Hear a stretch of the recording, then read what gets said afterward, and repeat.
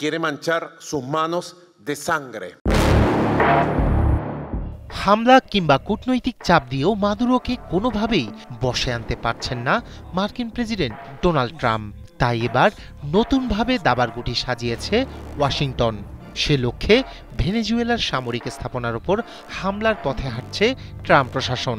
তবে হাত গুটিয়ে বসে নেই নিকোলাস মাদুরো।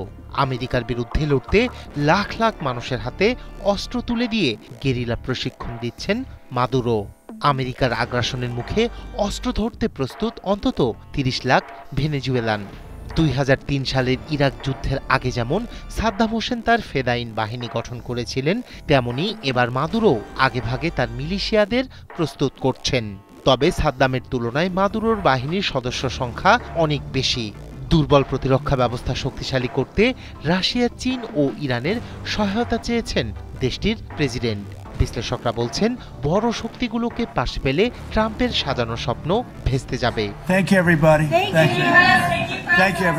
চলমান উত্তেজনার মধ্যেই চাঞ্চল্যকর খবর সামনে এনেছে মার্কিন সংবাদ মাধ্যম। তারা বলছে, ভেনেজুয়েলার সামরিক স্থাপনাগুলোর উপর হামলার সিদ্ধান্ত নিয়েছে ট্রাম্প প্রশাসন। আগামী কয়েকদিন বা কয়েক ঘন্টার মধ্যেই এই হামলা হতে পারে।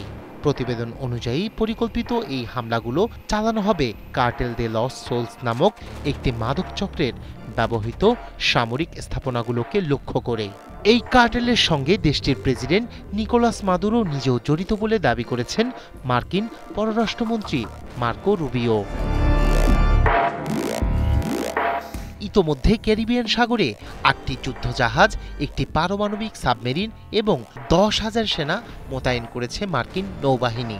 গত কয়েক সপ্তাহে আন্তর্জাতিক জলসীমায় ৯টি স্পিডবোট ধ্বংস করা হয়েছে, যেগুলোতে ভেনেজুয়েলা থেকে মাদক পাচারের সন্দেহ ছিল বলে দাবি করেছে পেন্টাগন।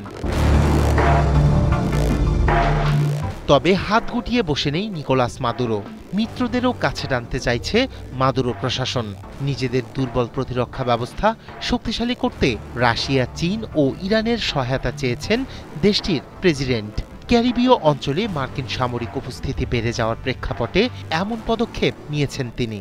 এমন তথ্যই জানানো হয়েছে আমেরিকার অভ্যন্তরীণ কয়েকটি নথিতে। প্রভাবশালী মার্কিন সংবাদ মাধ্যম দ্য ওয়াশিংটন পোস্টের প্রতিবেদনে উঠে এসেছে এই তথ্য।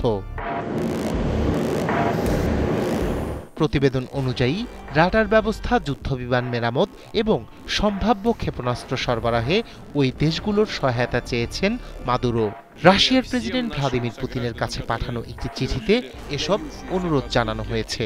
এই চিঠিটি মাদুরোর এক সিনিয়র সহকারী মস্কো সফরের সময় হস্তান্তর করেন।